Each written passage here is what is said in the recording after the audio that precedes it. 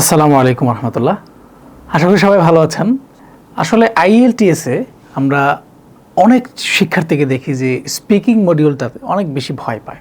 এর একটা বড় কারণ হচ্ছে যে আমরা অনেক সময় মনে করি যে আমরা কিভাবে কথা বলবো বা কথা বললে এটা কতটুকু গ্রহণযোগ্য হবে বা মার্কিংয়ের ক্ষেত্রে বা স্কোরের ক্ষেত্রে এটা কতটুকু প্রভাব ফেলছে বা কিভাবে বললে কী ধরনের শব্দ ব্যবহার করলে আমরা একটু বেশি স্কোর পেতে পারি, এই বিষয়গুলো নিয়ে আমরা অনেক সময় চিন্তায় থাকি। আজকে আমরা খুব সহজভাবে Band-7 স্পিকিং ওয়ার্ডস ইনফর্মাল এবং ফর্মাল কিছু ওয়ার্ডস দেখব।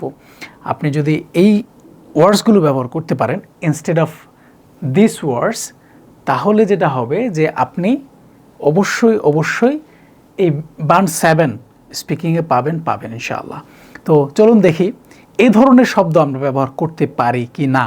আমরা তাহলে একটা আইডিয়া নেওয়ার জন্য এই কয়েকটা স্যাম্পল আমরা আজকে আপনাদেরকে দেখাচ্ছি। তো প্রথমে চলেন যে আমরা যদি দেখি যে অ্যাস্ক, আমরা এখানে দেখতে পাচ্ছি এক শব্দ অ্যাস্ক।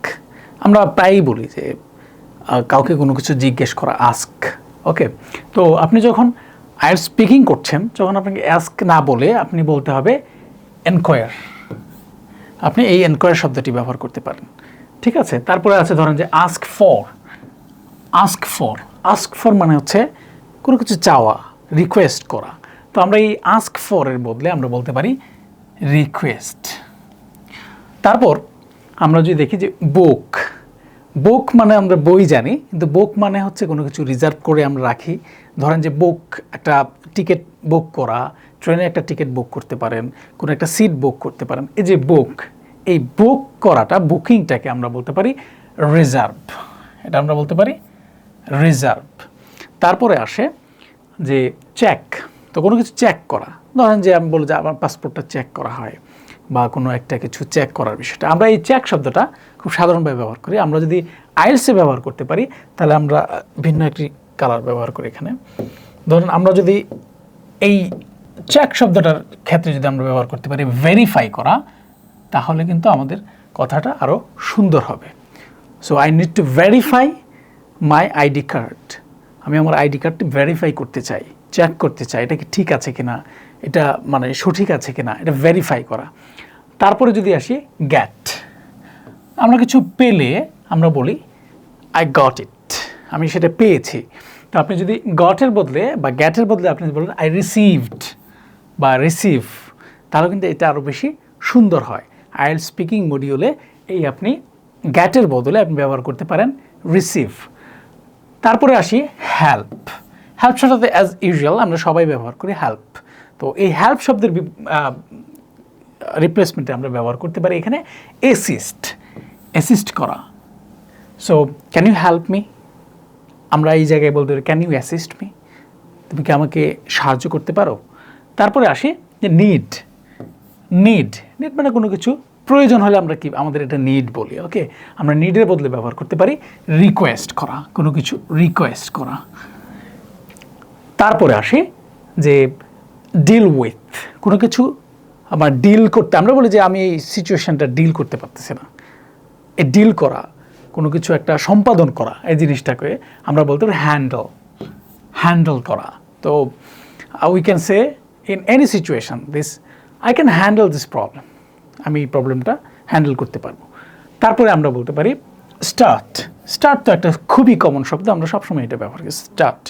স্টার্ট মানে শুরু করা, এটা আমরা সবাই জানি। লেটস গেট স্টার্ট আমরা এই শব্দটা বলি। কিন্তু আমরা যদি বলি কমেন্স COMMENCE, কমেন্স তার মানে হচ্ছে শুরু করা। We can commence the class, আমরা ক্লাসটা শুরু করতে পারি। তারপর আমরা আসতে পারি অ্যান্ড, আমরা যেমন স্টার্ট বলেছি, স্টার্টের সেমভাবে আমরা অ্যান্ড শব্দের ব্যবহার করি, যে অ্যান্ড করা, কোনো কিছু অ্যান্ড করা। তো অ্যান্ড শব্দটাকে আমরা অন্যভাবে বলতে পারি, সেটা বলতে পারি আমরা টার্মিনেট করা। কি করা? টার্মিনেট করা, কোনো কিছু এন্ড করে দেওয়া মানে টার্মিনেট করা। আমরা মিটিংটা এন্ড করে না দিয়ে মিটিংটা টার্মিনেট করে দিতে চাই, তার মানে মিটিংটা শেষ করে দিতে চাই। তারপরে সে সরি, আমরা প্রায় সরি শব্দটা বলি, সরি। তো এটা আমরা বলতে পারি অ্যাপোলোজাইজ শব্দটা আমরা ব্যবহার করতে পারি। এই অ্যাপোলজাইজ শব্দটা এই সরির বদলে আমরা ব্যবহার করতে পারি। I am sorry, I apologise. তারপরে আসি গো। গো গো শব্দটা মানে একটা জায়গা থেকে অন্য জায়গায় চলে যাওয়াকে আমরা বলি গো। তো এই গো শব্দটার বদলে আমরা ব্যবহার করতে পারি একটি চমৎকার শব্দ, এটা আমরা ব্যবহার করতে ডিপার্ট। ডিপার্ট ডিপার্ট মানে হচ্ছে কোনো জায়গায় চলে যাওয়া, কোনো একটা স্থান ছেড়ে চলে যাওয়া, এটা করে ডিপার্ট বলতে পারি। তারপরে আসি ইউজ।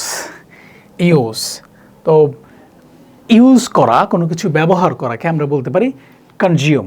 কনজিউম কনজিউম শব্দটা আমরা ব্যবহার করতে পারি। আমরা এই ইউজ শব্দটার বদলে ব্যবহার করতে পারি কনজিউম। তারপরে আসে ফাইট। ফাইট তো দেখেন ফাইট, ফাইট মানে কি? যুদ্ধ করা, পরস্পরের যুদ্ধ যেটাকে আমরা বলি ফাইট বলি, যে ফাইট হচ্ছে, এই ফাইটটাকে আমরা বলতে পারি কমব্যাট। কমব্যাট, এই কমব্যাট শব্দটা আমরা ব্যবহার করতে পারি। তারপরে আছে ওয়েট ফর। ওয়েট শব্দটা তো আমরা জানি সবাই, ওয়েট ফর। ওয়েট ফর শব্দটা না বলে আমরা অ্যাওয়াইট শব্দটা ব্যবহার করতে, অ্যাওয়াইট। অ্যাওয়াইট ওকে। সবশেষ আজকে যেটা বলবো সেটা হচ্ছে যে টেল। টেল মানে বলা। আমরা কোনো কিছু ডোন্ট টেল এ লাই, আমরা বলি যে মিথ্যা বলো না, অথবা টেল মি দ্যাট, আমাকে সেটা বলো। আমরা যদি বলি টেল মি দ্যাট, না বলে বলি যে ইনফর্ম মি দ্যাট, আমাকে বিষয়টা অবহিত করো, জানাও, এটা কিন্তু একটা ফর্মাল শব্দ হবে। সুতরাং আমরা দেখি যে use the words on the right hand side to get a Band-7 in your speaking.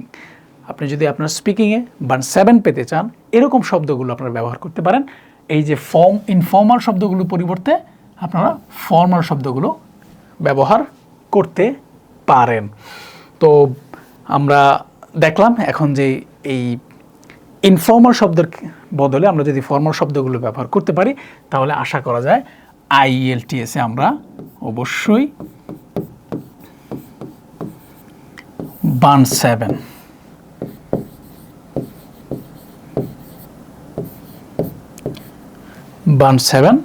অর্জন করতে পারবো ইনশাআল্লাহ।